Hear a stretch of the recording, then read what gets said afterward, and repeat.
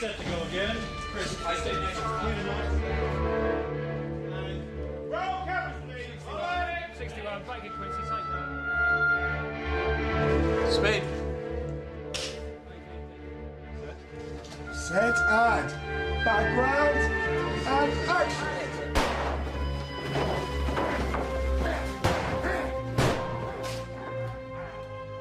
Cut. Nice. Cut there.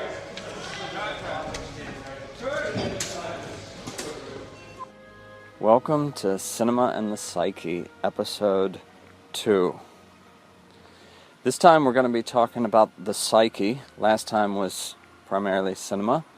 I'm outside. Hopefully the ambient noise will not cause us problems.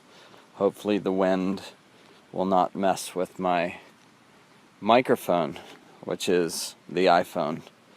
So I wanted to talk about the psyche, and I guess what I mean by the psyche, because I was doing a little search online, and psyche, the term, seems to be constantly related to Carl Jung's theories about the unconscious and psychology and archetypes, and so the psyche.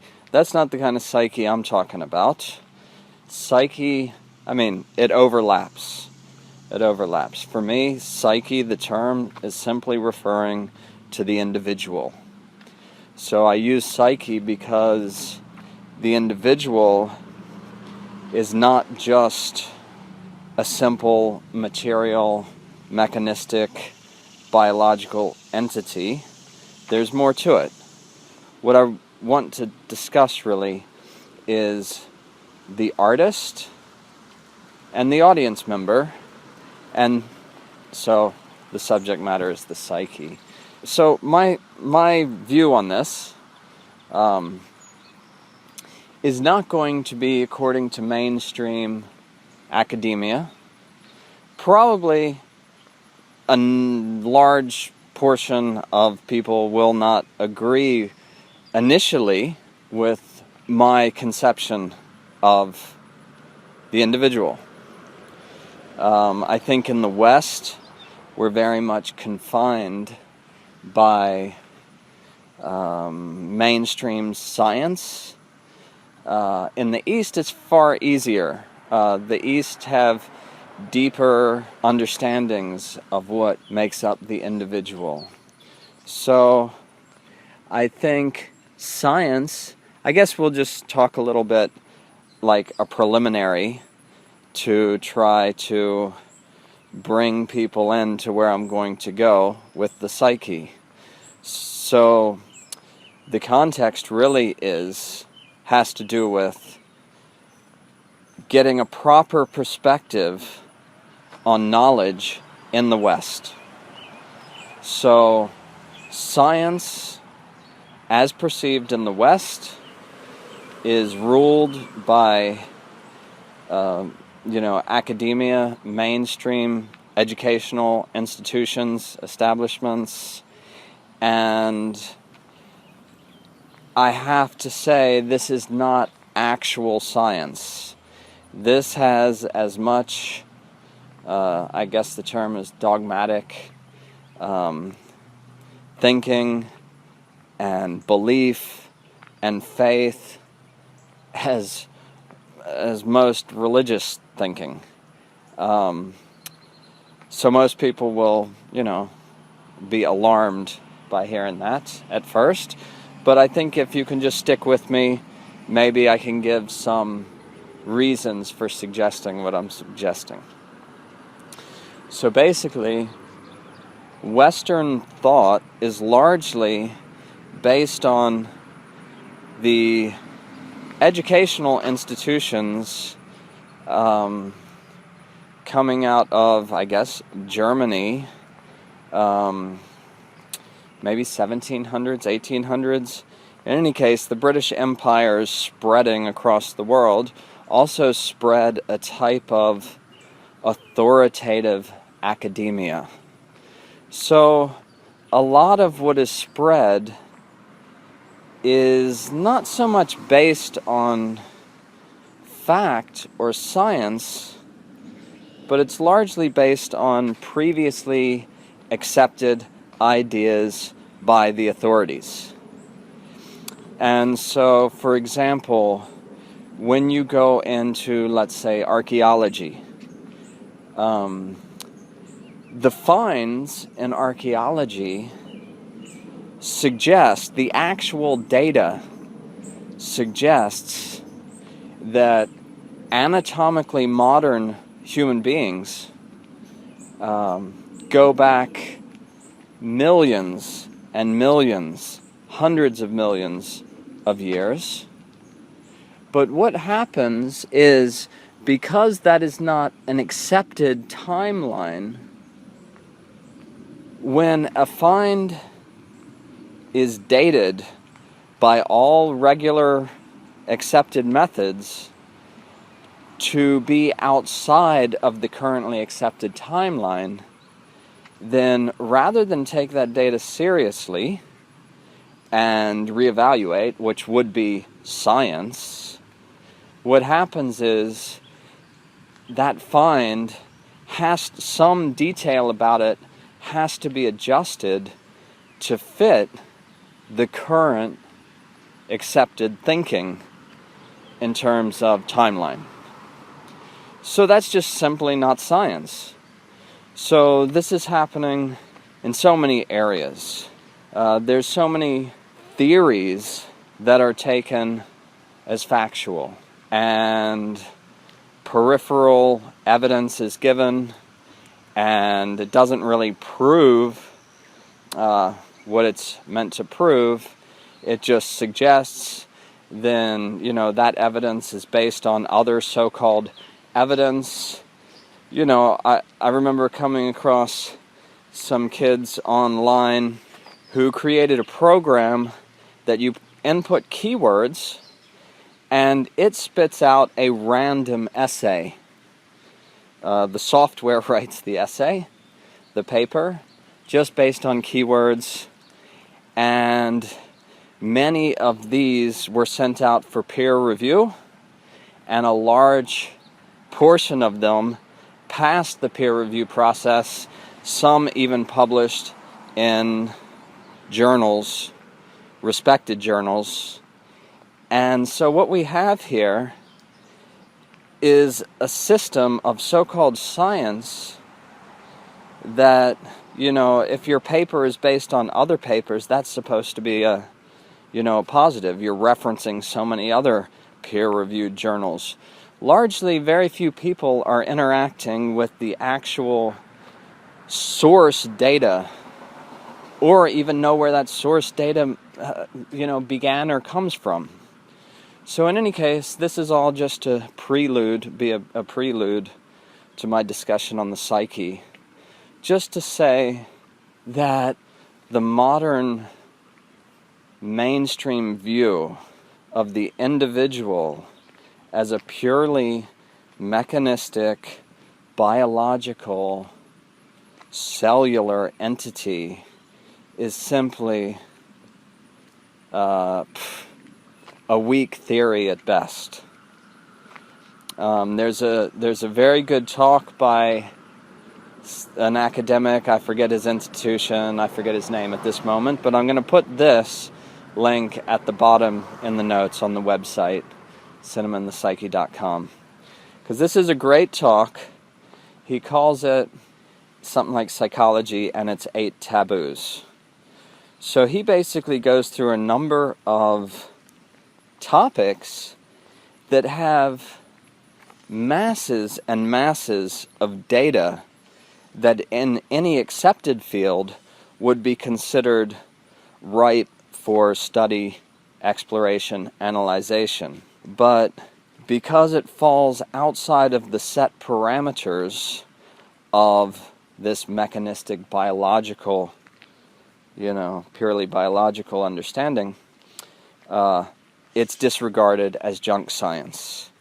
So even though, hundreds of millions of people are experiencing and reporting so many episodes that don't fit, they're not considered relevant data for study. But in fact, in a real scientific process, they would be. And a great example is, maybe I'll put a link to this person as well, Ian Stevenson, an academic. Maybe his work was primarily the 70s, maybe later, I don't know the period. Ian Stevenson did masses of controlled research into largely the phenomenon of children spontaneously speaking in languages they have previously had no exposure to. He also goes into a data set whereby birthmarks on the bodies of children who have memories of previous lives, these birthmarks correspond to injuries, accidents that resulted in death of the individuals that the children seem to have intimate knowledge of, other parts of the world. So anyway, even Ian Stevenson is someone who has researched in depth. Now, the difficulty here largely is the mind that closes simply at hearing ideas that don't correspond to their current paradigm. So, if that's happening to you, for example, this is simply not science. This is in the realm of, fanatical belief, right? If you've got masses of physical evidence, and this, this video of this 8 taboos, psychology and its 8 taboos, the data sets are not, rogue, psychotic, drug-addicted, dysfunctional people, right? You have hundreds of millions of people just in the United States alone, I think, is where he's speaking of.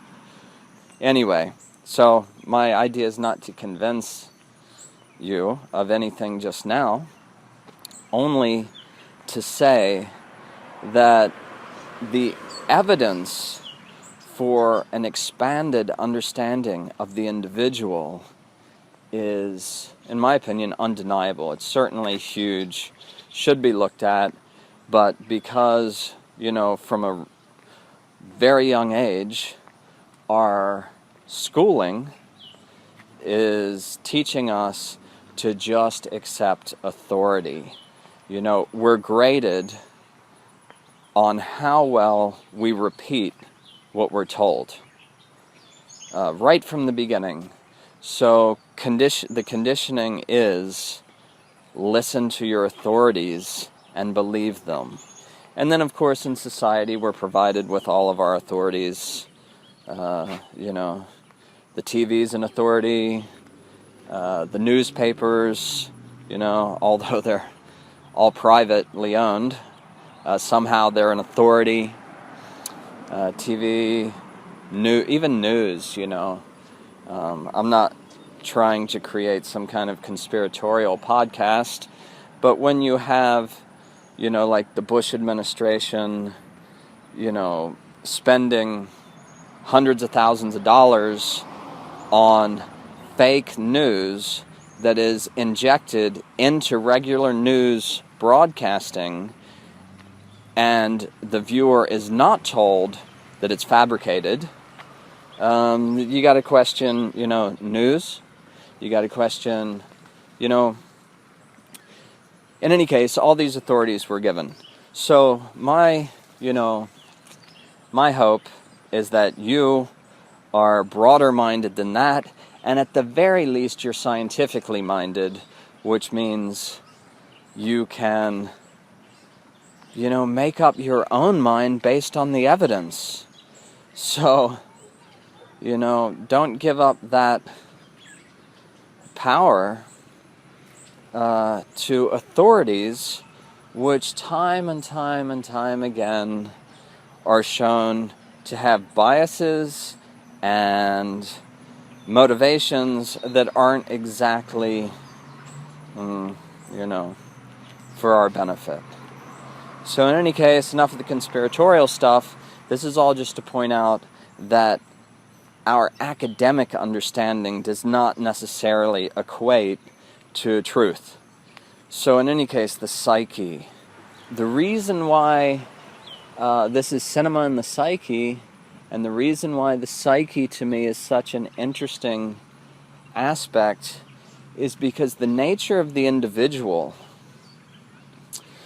Quantum physicists have largely, I'm not a quantum physicist, so I can't say with absolute authority, but they have basically, as far as I understand, thrown out the entire mechanistic Newtonian view of the nature of reality. Okay, so regular laws no longer apply, and we know it. Okay, so it's understood that the conscious part, the part that I'm speaking to, but actually I'm also going into your subconscious, but the part that we're conscious of represents the tip of the iceberg as to who we are and what's happening with us. And so you have this incredible situation whereby the vast majority of the individual, the things determining our choices, even the thoughts that rise into the consciousness, our conclusions about things, our feelings, emotions, all of these things are rising up out of the individual who is, to a massive extent, unknown to you, right? The large majority of what is making you up is unknown to you, consciously. So, the psyche is massively interesting, also to consider the fact that we are not, let's speak from scientific terms, the idea that our presence or our thinking can adjust the results of a subatomic particle's trajectory, that the viewer, simply by the act of viewing, can adjust something it's not directly touching. We're simply talking about the power of thought here, or observation or perception. So this is science. Okay, so all of you who are attached to science, largely, if you consider yourself a scientific individual, it means you've got a lot of work to do, actually. Because what is considered science is a big mess, actually, largely confused, and a lot of it's not science, as I pointed out before. So in any case, the power of the psyche, the power of the individual over its environment, this is an unknown quantity. This is something that a lot of people are thinking about. They've thought about forever. In the East, it's more common. Here, with this law of attraction business that became such a fad recently, there's a lot of people thinking about how their thoughts affect their reality. So there appears to be some scientific basis for thinking that we affect our reality coming out of quantum physics, but to stretch that all the way to, I can attract things into my life, I wouldn't say that has been scientifically proven. Although experientially, there's strong cases for such phenomenon. So you have the New Thought movement of, I guess it was the late 1800s or early 1900s, 1800s, where I think a lot of British upper society were inspired by the Eastern knowledge being brought forward, even though in other areas they would like to suppress such information. In any case, you have the New Thought movement. You know, even Napoleon Hill, Think and Grow Rich. Even in the realms of healing, you know, it's understood that the state of mind of the individual has a huge part to play in one's healing. You know, there's so many areas to take seriously and to experiment with yourself. Actually, that's the best thing. The best thing is to experiment in your own life with your own understandings of how the individual can affect one's surroundings. The Indian holy book, the Bhagavad Gita. The Bhagavad Gita breaks down the material nature into different parts. So the person has what it calls the gross body. The gross material elements, not gross as in yuck. Anyway, gross material elements, which it breaks down as earth, water, fire, air, and ether. And then you have subtle elements. These subtle elements of mind, intelligence, and false ego. There is a real ego, it suggests, but the false ego, not the real one, a false one somehow built upon top of the real ego, these are considered material elements as well. They're just called subtle material elements. So the subtle body, according to India's holy book and the Vedic literature, the ancient Vedic texts, you have a subtle body. So the mind, the intellect, the intelligence, the thoughts, and even the false identity, these are all your body as well, material elements, but they're subtle material.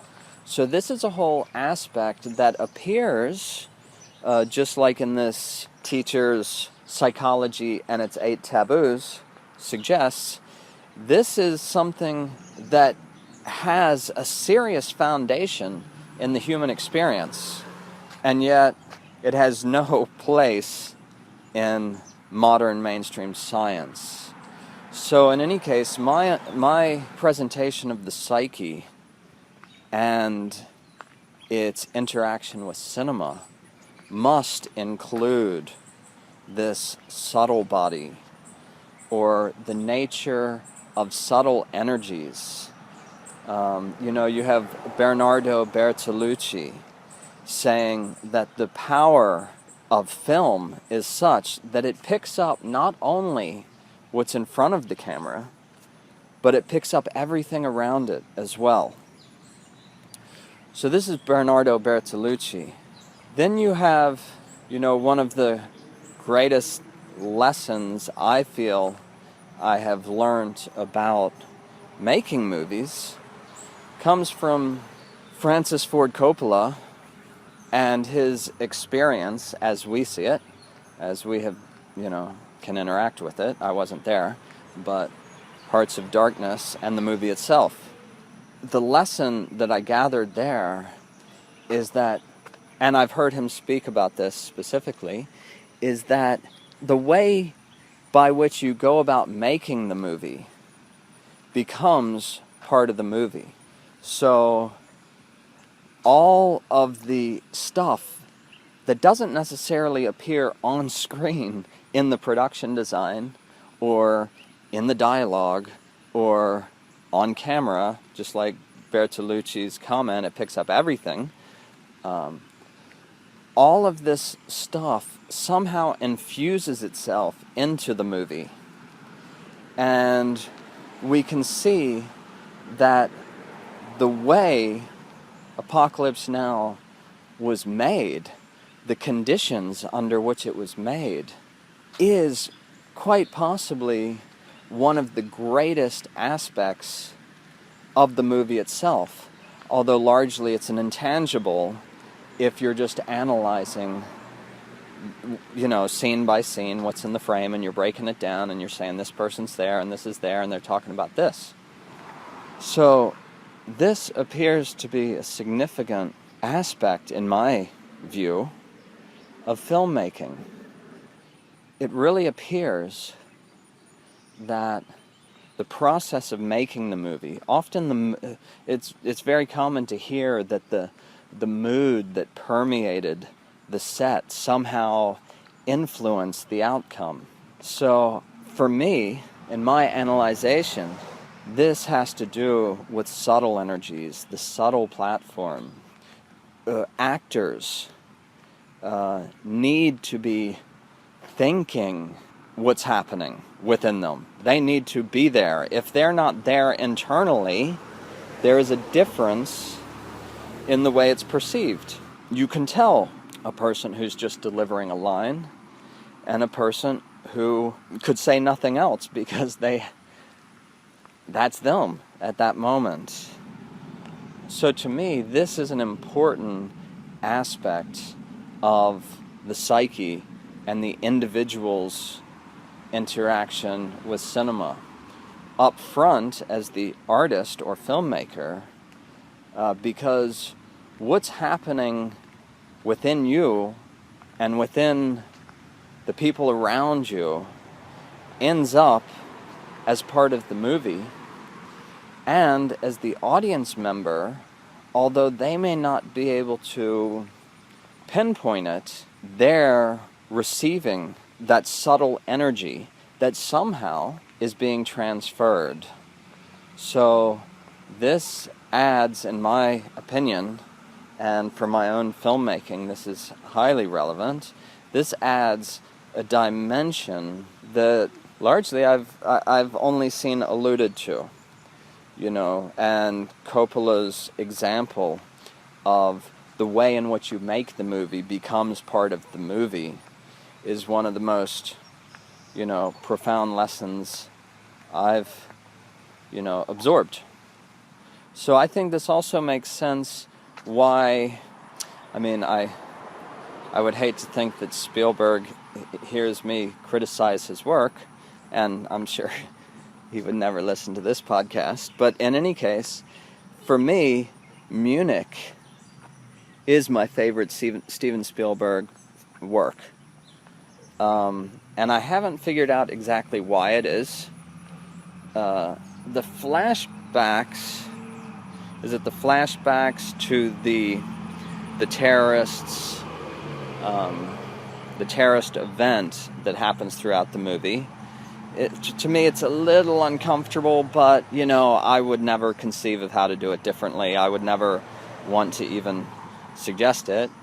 Just for me, Munich is my favorite work of his. It has some energy or dynamic vibrancy, whereas something like Lincoln and Warhorse, I love Daniel Day-Lewis, and his performance is always impeccable, but Warhorse and Lincoln, to me, feel like flat movies. They just feel somewhat flat. And my feeling is that the conditions under which Munich was made contributed to the exciting nature of that movie. Whereas Warhorse and Lincoln, I imagine, were far more controlled, and I just get the sense that he's so in control of his process, especially for those two movies, that feeling somehow makes it into the movie, and there's nothing so edgy about it.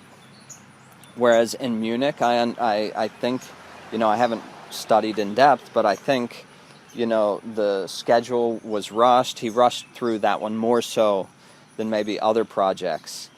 It looks like a lot on location, so I can only imagine that the process of making it included a lot more edge and having to run with it than the other movies. And in my opinion, this is why Munich is such a great movie. The other two for me are somewhat flat in their experience. I love Steven Spielberg's work, so I don't exactly mean to be critical. But I mean every artist. I love Jimi Hendrix's, body of work too, and a lot of times he was off, a genius, and, pioneering, and, with any genius that pioneers, you're going to have, it can't all be, amazing. I don't know. Maybe Mozart didn't have any duds. I don't know. In any case, you have this element of subtle energies within the individual. Somehow they get transferred with the movie to the audience. Now, another reason the Psyche is so relevant and so important is because of that, tip of the iceberg analogy I used at the beginning. The cinematic language is the language of the unconscious. Now, when the psyche is primarily unconscious, when most of what's happening in the individual is happening unconsciously, and cinema speaks the language of the unconscious, and the power of the individual over their environment, when you add all these things up, cinema becomes, this could be highly dangerous or it could be highly enlightening. So because of the power of the psyche, which we're learning about all the time, and actually I'd like to go into that further in another episode, because the power of the psyche is so huge and the majority of it is unconscious. This means, a lot of our lives are determined unconsciously. So we're having this conscious experience. We're trying to be happy. We're trying to achieve things. And we have this huge juggernaut, unconscious, who just is not going to shift. Certainly we can't steer it directly, consciously. Although we might try, it ain't going to happen.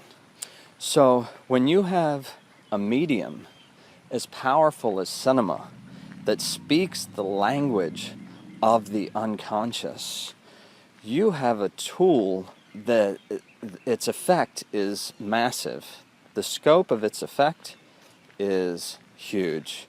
And I have to say that this aspect is not going unnoticed by a certain category of producers meaning companies or people, whatever it is. So this aspect is not going unnoticed. And movies sold as entertainment, you'd have to be pretty naive to think that this entertainment, as it's called, is not infused with ideologies and thoughts that its makers or financiers wish to propagate.